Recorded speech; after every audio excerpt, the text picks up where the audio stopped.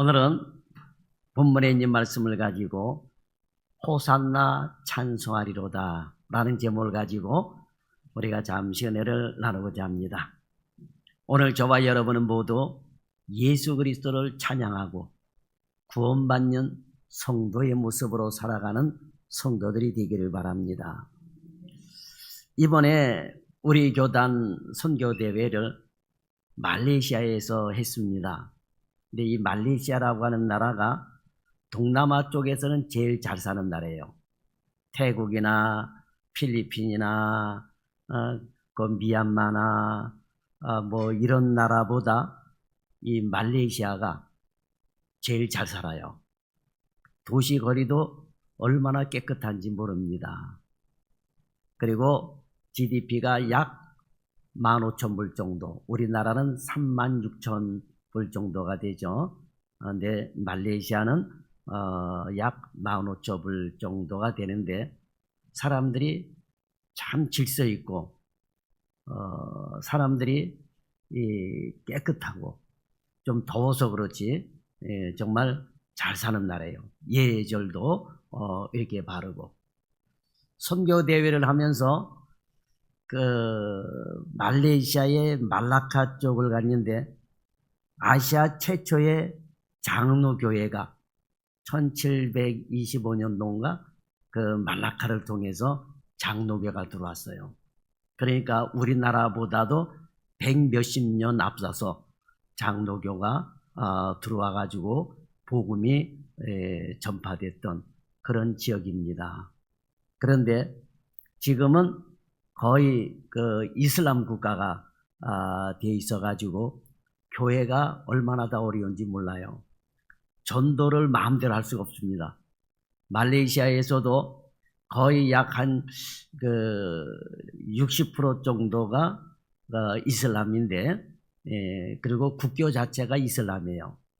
그런데 선교사님들이 목사님들이 예수 그리스도를 증거하고 그 말레이시아인들에게 전도를 하면 지도새도 모르게 잡혀간대요. 지도새도 모르게 잡혀가고 흔적도 없이 사라진대요. 선교사님 이번에 간증하는 얘기 가운데 현지인 목사니까 말레이시아 사람이 목사가 돼가지고 현지 사람에게 전도를 하는데 대낮에 길에서 그냥 차를 세워두고 그 목사님을 납치해서 갔는데 소식이 없대요. 어디 가서 어떻게 들어가 있는지 소식이 없답니다. 그러니까 복음 전하기가 얼마나 힘든가를 알 수가 있는 대목입니다. 그런데 교회는 그렇게 어려운데 이슬람은 또 번창을 합니다. 그러니까 지금은 아직까지는 전 세계적으로 볼 때 기독교 인구가 약 한 20억 명 정도가 좀 넘고 이슬람이 아마 한 19억 명 정도가 되고 있습니다. 그리고 힌두교가 약 13억 명 정도로 힌두교가 굉장히 많아요. 그런데 기독교는 이슬람은 전 세계적으로 퍼져 있는데 힌두교는 인도 사람만 거의 믿거든요. 인도 사람만 믿는데 인도 사람이 워낙 많으니까 범위가 인도인들만 믿어도 거의 뭐 인도인들이 14억 명이 넘으니까 중국보다도 인구가 많죠. 그러니까 힌두교인들만 인도인들이 믿어도 13억 명 정도가 된다라고 하는 거예요. 그런데 인도의 이 브라만족이 인도는 카스트 제도라고 하는 걸 통해서 이제 신분의 계급이 있잖아요. 옛날 우리나라 양반 뭐 상인 뭐 이렇게 나누듯이. 그런데 이 브라만족이 종교인 집단인데 승려 집단인데 신을 자꾸만 만들어요. 신을 자꾸만 만들어냅니다. 지금은 3억 5천만 가지 신이 있대요. 그러니까 신이 얼마나 많습니까? 그런데 말레이시아의 쿠알라룸푸르에 갔는데 힌두교 사원이 있습니다. 저는 힌두교 사원, 우리나라는 힌두교 사원이 없는 걸로 알고 있는데 말레이시아 쪽에 가니까 힌두교 사원이 있는데 얼마나 큰지 몰라요. 근데 거기를 갔는데 우리나라 또 삼방산, 제주도 가면 삼방산 있잖아요. 그죠? 산이 그런 모양인데 그 산 전체를 전부 다 힌두교 사원을 만들어 놓은 거예요.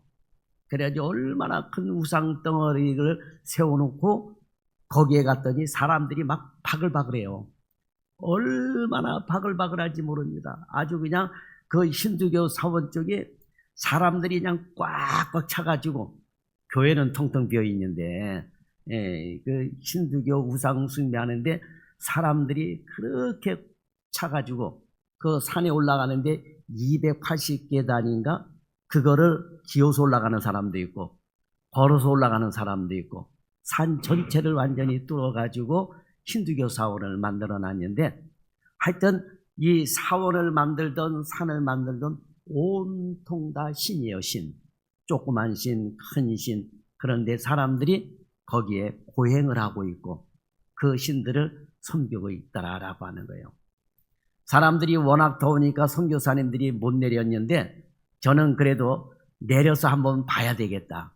왜 봐야 알잖아요, 여러분. 백문이 불여일견이라고 봐야 되겠다 가지고 내려가지고 그 힌두교 사원 쪽을 쫙 돌아봤어요.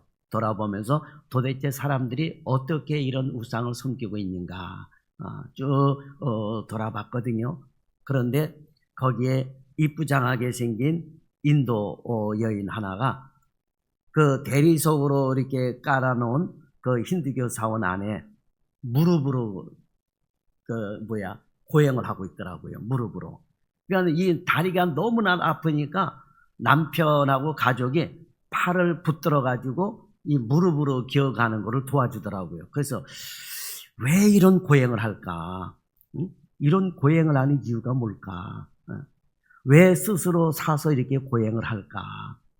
그러니까 여러분, 우리가 예수님을 모르면 저와 여러분도 그런 미련한 행동을 하게 되는 점이 있습니다. 그렇잖아요, 여러분. 중세 시대 때에도 루터가 종교개혁 시대만 할 때라도 그때도 고행을 했어요. 이 교회 계단 올라가는데 무릎팍으로 기어서 올라오고 그랬단 말이에요. 그러니 여러분 생각해 봐요. 무릎팍 다 나가고 팔꿈치 다 나가는 겁니다. 그런데 사람들이 우상을 숭배하면서 그렇게 고행을 해야 복을 받는 줄 안다라고 하는 거예요. 그러니 여러분 얼마나 어리석습니까? 저와 여러분은 그런 모습을 보면서도 내가 이렇게 우상 숭배하지 않냐고 하나님만 섬길 수 있는 것에 대해서 감사할 수 있기를 바랍니다. 그리고 우리나라는 지금 그 어떤 나라 못지않게 잘 사는 나라가 됐어요. 정말 세계 여러 군데 나가보면 우리나라는 정말 잘 사는 나라입니다. 우리나라는 이제 선진국이에요. 또 한국교회도 전 세계에서 선교사를 두 번째로 많이 파송한 나라예요. 미국 다음으로 선교사를 그렇게 많이 파송을 해가지고 전 세계 각지에 가 있었다라고 하는 거예요. 그러나 이런 상황임에도 불구하고 우리 자신들의 신앙은 자랑할 만하지 못하다라고 하는 거예요. 우리 믿음의 신앙을 자랑해야 되는데 한국을 비롯해서 정말 전 세계에 있는 이 기독교인들의 모습을 보면은 정말 자랑할 만한 그런 기독교인들이 못 되고 있다라고 하는 것입니다.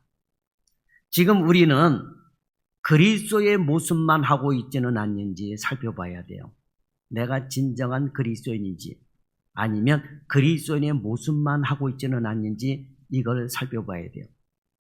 폼만 그럴듯한 그리스도인은 아닌지 이거를 여러분 생각해 봐야 된다라고 하는 것입니다. 자, 오늘은 종료주일입니다.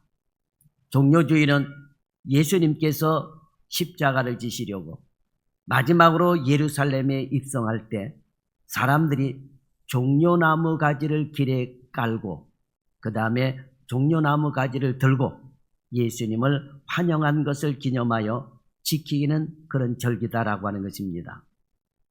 종료주일은 매년 부활절 전주일인데 사실상 이 종료주일이 이때부터 그리스도의 고난을 기억하며 지키는 고난주간의 시작이다라고 하는 거예요. 그러니까 오늘부터 고난주간의 시작이다라고 하는 거예요. 자, 우리를 위해 이 땅에 오신 예수님은 십자가를 지시려고 예루살렘에 올라갔습니다. 왜? 너무나 많은 사람들이 죄를 짓게 되고 그 죄로 인하여 지옥에 가게 되니까 그런 우리 인간들을 구원하시려고 이 땅에 오셔서 그 다음에 십자가에 달려 죽으시고 피를 쏟으시려고 예루살렘에 올라가십니다. 그리고 십자가에 달려 죽으시고 우리의 죄를 대속하셨어요. 그러니까 누구든지 예수님을 주로 믿고 예수님의 십자가의 보혈을 믿으면 구원을 받는다라고 하는 거예요. 이게 여러분 신비로운 겁니다. 요한복음 3장 16절 말씀대로 하나님은 우리를 위해 독생자를 보내주셨는데 십자가에 달려 죽게 하셨다라고 하는 거예요. 또 로마서 5장 8절에 보면 예수님은 말로만 우리를 사랑한다 하지 않고 스스로 우리를 위해 대속하시기 위해 죽으셨습니다. 그래서 우리가 아직 죄인 되었을 때에 그리스도께서 우리를 위하여 죽으심으로 하나님께서 우리에 대한 자기의 사랑을 확증하셨느니라 그랬습니다. 그러니까 여러분 생각해 봐요.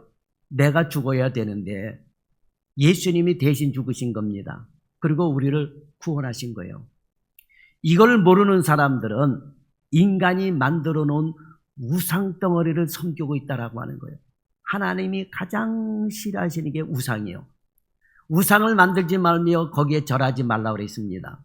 그런데 이 세상 나가보면 우상이 얼마나 많은지 알 수 없어요. 우상이 많아도 너무너무 많아요. 그 우상 앞에 사람들이 절을 하고 있고 빌고 있더라라고 하는 거예요.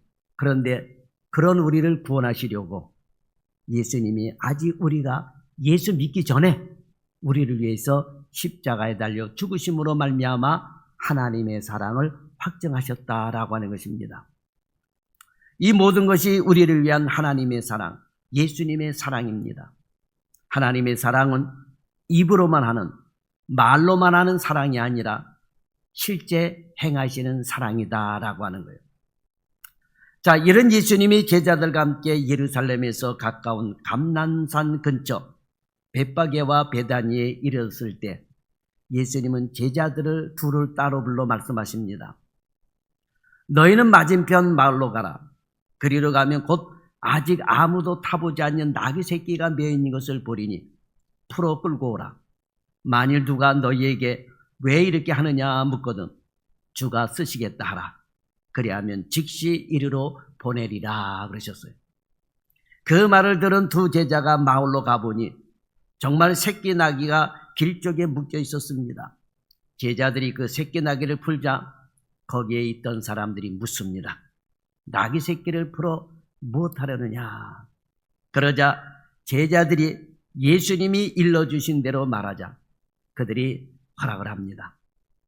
제자들이 끌고 온 새끼 나귀를 예수님께서 타셨습니다.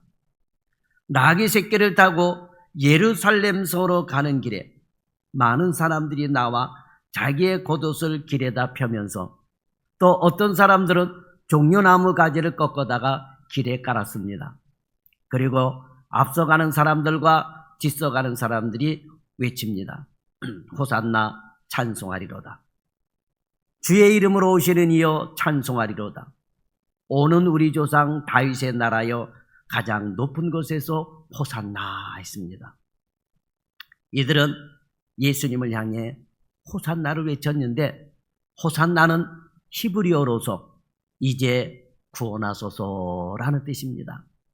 그러니까 여러분 호산나는 히브리어예요. 그런데 이 뜻은 이제 구원하소서예요. 제발 구원해 주세요 라는 뜻입니다.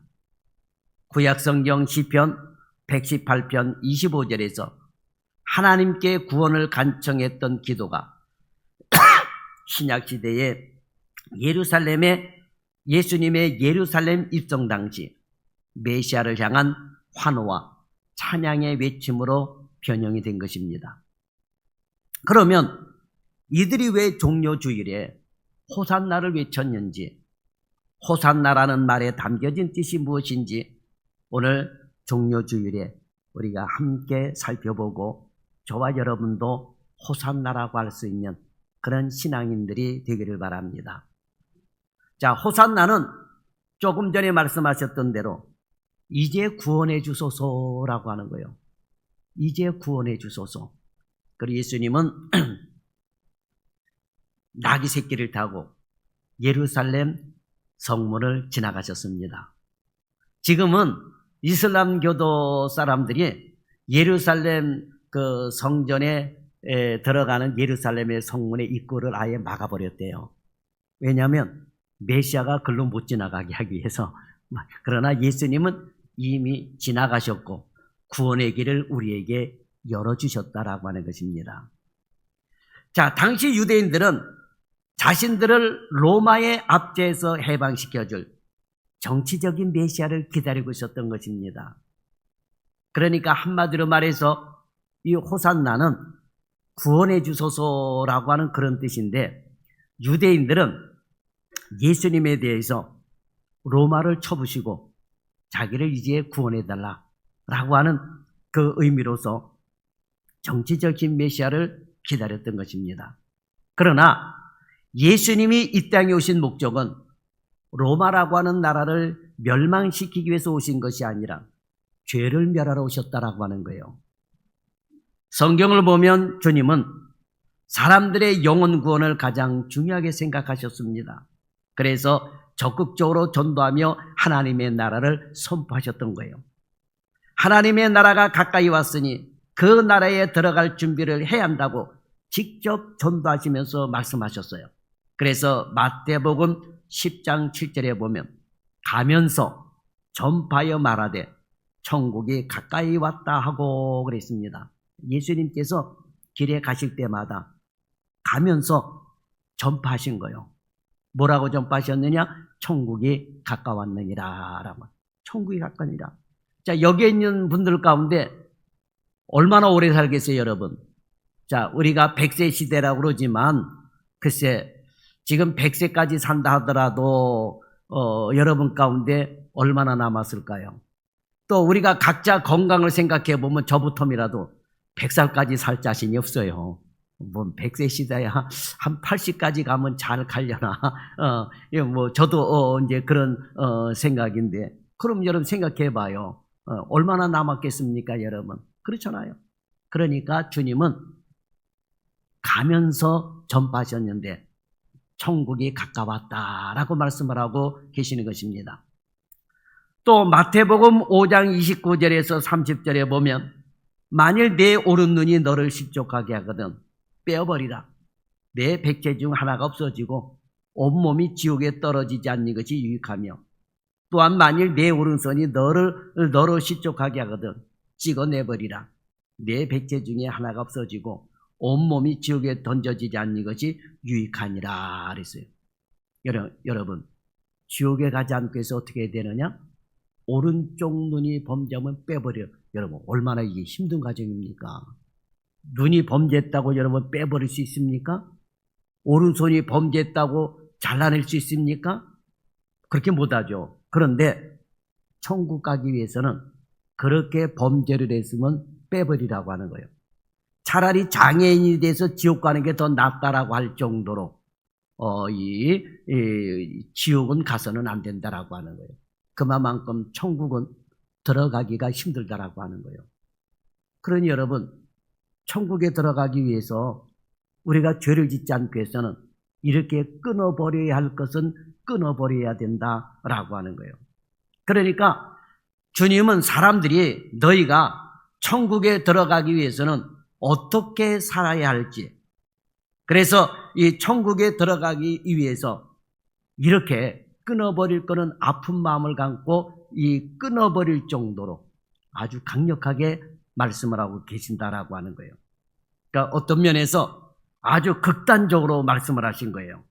이것은 우리 인간의 구원이 얼마나 중요한 것인가를 강조하는 말씀이다라고 하는 거예요. 사람은 자신의 영혼을 구원할 힘이, 능력이 없어요. 여러분 스스로가 여러분의 영혼을 구원할 능력이 있습니까? 없어요. 우리가 스스로 구원받기는 불가능합니다. 그 이유는 우리가 죄성이 너무나도 강하기 때문이에요. 죄인이기 때문이다라고 하는 것입니다. 이것을 아시기에 하나님은 예수님을 이 세상에 보내어 십자가에 대신 죽여 누구든지 예수님의 피를 믿으면 죄를 사해 주신 거예요. 이렇게 구원은 전적으로 하나님이 주시는 은혜의 결과였다라고 하는 것입니다. 그러니 오늘 우리는 우리 영혼에 관심을 둬야 돼요. 영혼에 관심을 둬야 됩니다. 사람들이 육신적인 것에는 관심을 두지만 자기 영혼에 대해서 무관심한 사람들이 너무나도 많습니다. 육신을 위해서는 운동을 해요. 건강검진도 받습니다. 그리고 용종이 있다면 뛰어내기도 해요. 뜁니다. 그리고 육신의 건강을 위해서는 영양제도 먹습니다. 그죠? 온몸이 나쁜 것은 어떻게 해요? 멀리 합니다. 멀리 하려고 그래요. 건강에 좋은 것만 먹으려고 합니다. 이렇게 육신적인 건강에 대해서는 관심이 많아요. 그런데 영혼에 대해서는 별 관심이 없어요. 영혼에 대해서는. 이제 우리는 나의 영혼에 관심을 가져야 되고 다른 사람의 영혼에 대해서도 관심을 가지고 전도해야 될 줄 믿습니다. 특히 내 영혼이 죄로 인해 고통받고 있지는 않는지, 말씀이 없어서 줄이고 있지는 않는지, 영적인 호흡인 기도가 끊어져 고통받고 있지는 않는지 살펴봐야 됩니다. 나의 영혼이 성령이 충만하고 은혜가 충만하도록 예수님을 불러야 되고 믿어야 될 줄 믿습니다. 그리고 호산나를 외쳐야 되는 거예요. 그래서 호산나는 육적인 정치적인 면에서 구원해달라고 하는 외침에서 모든 죄에서 구원해달라고 하는 외침이 돼야 돼요. 그러니까 육적인 것만 구원해달라고. 여러분 예수 믿으면서도 육적인 질병을 고침받기 위해서 육적인 복을 받기 위해서 교회 나오는 사람들이 얼마나 많습니까? 그런 데서 해방시켜달라고 기도하는 사람들이 얼마나 많습니까? 그런데 이제는 그런 외침보다는 모든 죄에서 구원해달라고 하는 외침이 돼야 된다라고 하는 거예요. 그러니까 예수 믿고 육적인 복을 달라고 외치는 것보다는 영혼 구원을 해달라고 외치는 그런 호산나가 돼야 될 줄 믿습니다. 당시에 이스라엘은 로마의 식민지였습니다. 예수님이 이 세상에 오셨을 때 유대인들은 로마의 식민지로 살았어요.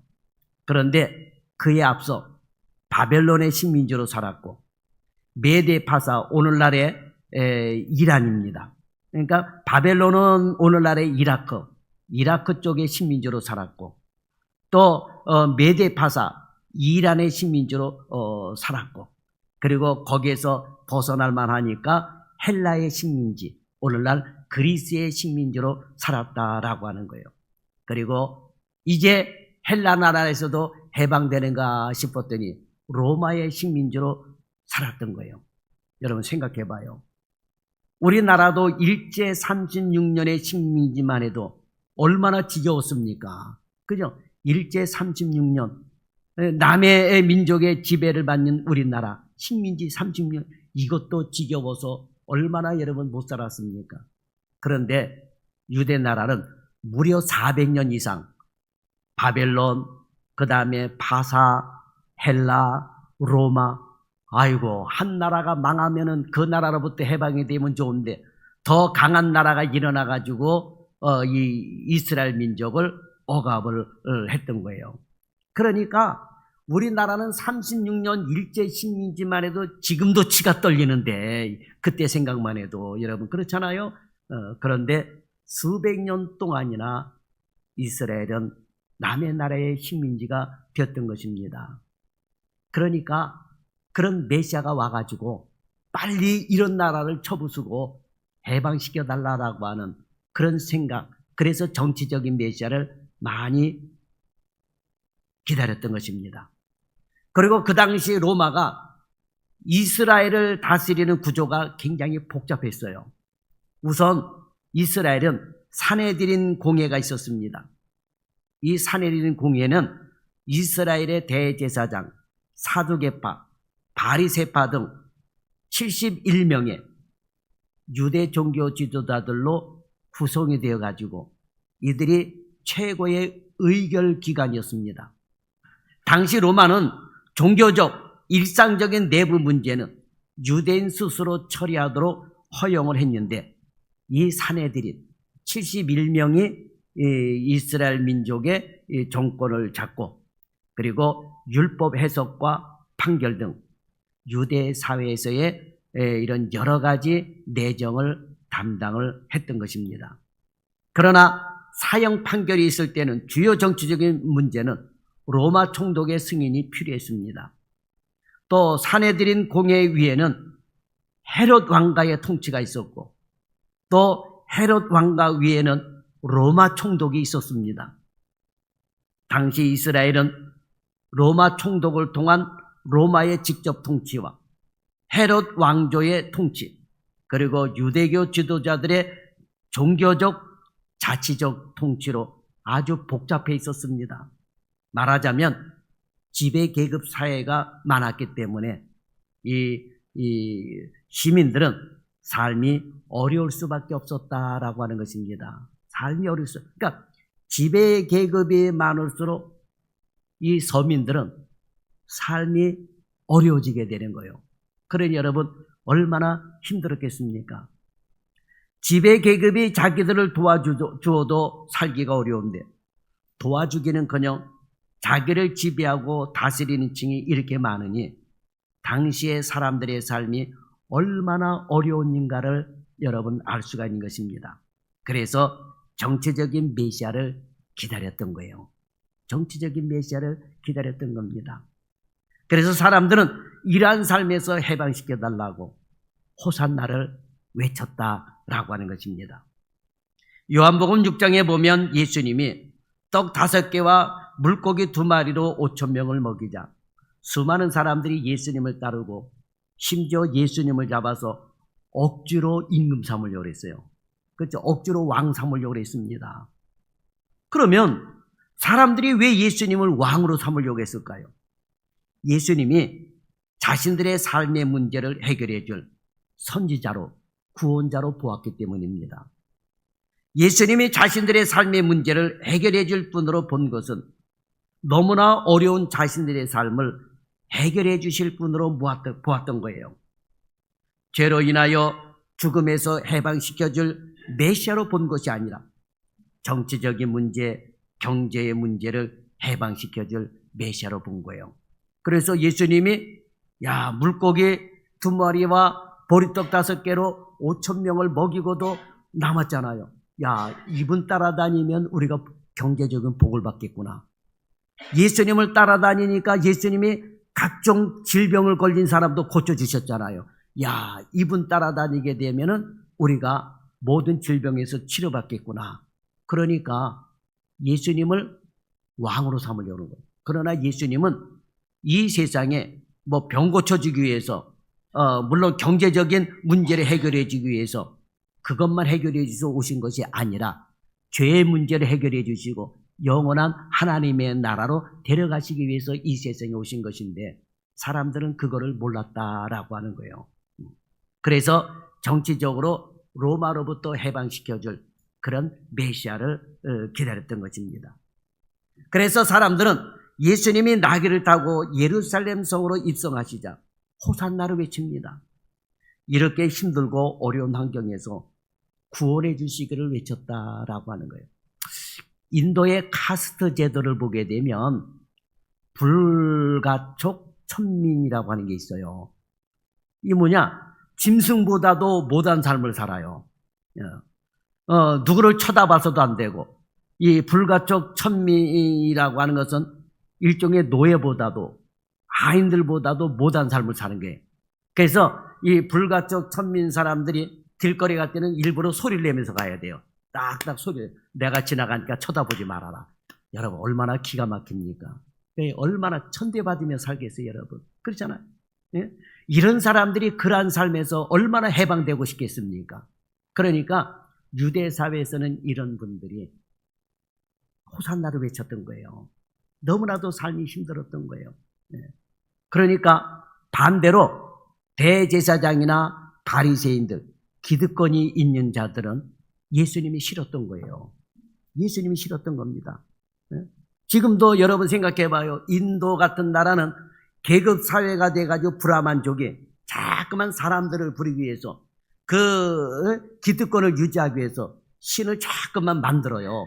그리고 사람들을 자꾸만 갈라놓습니다. 그래가지고 불가촉 천민이라고 하는 이런 제도를 만들어가지고 사람을 완전히 개돼지보다도 못한 그런 취급을 받고 서로에 만져서도 안 되고 쳐다봐서도 부정을 타고, 그러니까 그 사람들은 마을 안에 들어오지도 못해요. 마을 안에 들어왔다가는 여러분 돌 판매질에 죽게 되고 쫓겨나게 되고, 그러니 사람이 사람으로서의 삶을 살 수가 없는 거예요. 그러니까 그 당시 유대 사회에서도 사람들이 너무나도 이 지배 계급을 받으면서 이래 뜯기고 저래 뜯기고 사니까 사람의 삶이 너무나도 피폐해진 거예요. 그러니까 그러한 삶에서 구원해달라고 호산나를 외쳤던 것입니다. 그런데 안타까운 것은 많은 사람들이 이렇게 정체적인 메시아, 경제적인 메시아로 예수님을 따랐는데 예수님은 그들이 생각했던 그런 메시아의 모습을 보여주지 않았다라고 하는 거예요. 더 이상 병도 고쳐주지 않았고 떡도 주지 않았습니다. 그러자 사람들이 어떻게 했어요? 다 예수님을 버리고 떠나갔어요. 제자들만 남았습니다. 그러자 예수님이 제자들에게 뭐라 그러셨어요? 너희도 가려느냐? 그럴 때 베드로가 유명한 신앙 고백을 하잖아요. 뭐라 그럽니까? 영생의 말씀이 주께 있는데 우리가 어디로 가오리까? 라고. 이게 진짜 신앙입니다, 여러분. 이게 진짜 신앙이에요. 자, 그런데 사람들은 예수님의 참된 메시아의 모습을 모르고 이제 예수님을 향해서 자기들이 생각했던 메시아가 아니다라고 생각하니까 십자가에 못 박으라고 소리를 지릅니다. 예수님이 실제로 이 세상에 왜 오셨는지 몰랐던 거예요. 그러니까 예수님을 임금 삼으려고 했는데 실패했죠. 경제적으로 도움 받으려고 했는데 실패했죠. 병고침 좀 받으려고 했는데 실패했죠. 그러니까 분노가 일거는 거예요. 그래서 예수를 십자가에 못 박으라고 이 소리를 질렀던 겁니다. 그래서 지금도 유대인들은 메시아, 즉 구원자를 기다려요. 그래서 신약 성경도 인정을 안 해요. 예수님을 인정을 안 합니다. 메시아가 아니라고 그래요. 오히려 십자가에 못 박아 죽인 아주 선동자다 이렇게 생각을 합니다. 그래서 지금도 유대인들은 메시아를 기다리고 있다라고 하는 거예요. 유대인들이 기다리는 메시아는 다윗 왕의 혈통에서 나올 인간 지도자로 이스라엘에 힘을 주고 평화를 가져오고 예루살렘 성전을 재건할 존재, 그런 메시아를 기다리고 있는 거예요. 그래서 지금도 그 메시아가 와서 지금도 모스크 성전이잖아요. 그것을 헐어버리고 예루살렘, 솔로몬과 같은 예루살렘 성전을 재건할 그런 메시아를 기다리고 있다라고 하는 거예요. 그러니 예수님은 미움의 대상이 된 거예요. 잔뜩 기대를 가졌는데 그렇게 안 하니까 얼마나 기가 막힙니까? 예수님 당시로서는 로마와 헤롯의 앞잡에서 나라를 구원하며 다윗의 왕국을 회복할 메시아를 기다렸는데 사람들은 예수님을 그런 메시아로 생각을 했다라고 하는 거예요. 이것은 예수님의 제자들도 마찬가지예요. 누가복음 24장 21절에 보면 예수님이 십자가에 죽자 엠마오로 내려가는 제자 둘이 이런 말을 해요. 우리는 이 사람이 이스라엘을 속량할 자라고 바랐노라. 예수님의 제자, 엠마오로 내려가는 제자 둘이도 예수님이 십자가 달려 죽으시고 부활하셨는데 우리는 이 사람이, 예수님이 이스라엘을 해방시켜줄 그런 사람으로 우리가 바라고 따랐었노라 라고 하는 거예요. 그런데 그게 아니라고 하는 겁니다. 그만큼 유대인들은 예수님이 유다를 구원할 정체적인 메시아로서의 역할을 기대했습니다. 그래서 호산나, 즉 이스라엘 나라와 민족을 구해달라고 외쳤던 것입니다. 나라와 민족의 소망을 담아 호산나를 외쳤던 것입니다. 그런데 이 외침은 지금 우리에게도 필요합니다. 우리는 오직 하나님만이 우리나라와 민족을 바로 세우고 살리고 지키시고 인도해 줄 것을 믿는 성도들입니다. 이것은 로마서 11장 36절에서 말씀하신 대로 하나님이 모든 것을 시작하시고 끝이라고 하는 사실을 우리는 믿기 때문입니다. 이는 만물이 주에게서 나오고 주로 말미암아 주께로 돌아갑니다. 그에게 영광이 세세에 있을지어다. 아멘. 이렇게 하고 있습니다. 자, 여러분, 우리는 종료주일에 사람들이 예루살렘에 입성하시는 예수님을 향해 외쳤던 호산나에 담긴 의미를 살펴봤습니다. 이것을 보면서 우리도 주님을 향해 호산나를 외치며 하나님을 찬양해야 될 줄 믿습니다. 그러니 여러분의 마음이 항상 하나님께서 다스리시는 나라를 사모하는 마음으로 호산나를 부르고 호산나 신앙을 세워가는, 그래서 여러분, 육체적으로만 어렵고 힘든 것만 구해달라고 하는 것이 아니라 영적으로 죄에서 구원해달라고 호산나를 외치며 신앙생활을 할 수 있는 저와 여러분이 되어가기를 주님의 이름으로 축원합니다. 기도하겠습니다. 은혜와 사랑이 풍성하신 하나님 아버지, 오늘 호산나에 담겨진 의미를 바로 깨닫고 하나님을 찬양하게 하여 주옵소서. 우리를 죄에서 구원하시기 위하여 모든 질병과 가난의 저주에서 해방시키기 위하여 원수 마귀로부터 해방시키기 위하여 이 땅에 오신 예수님을 찬양합니다. 우리 모두 호산나의 신앙을 제대로 세워갈 수 있도록 도와주옵소서. 영육간의 호산나의 신앙을 세워가게 도와주시고 육적인 것만 호산나 신앙을 세워가는 그런 성도들이 되지 않도록 주여 도와주시며 인도하여 주옵소서. 예수님의 이름으로 기도드리옵나이다. 아멘.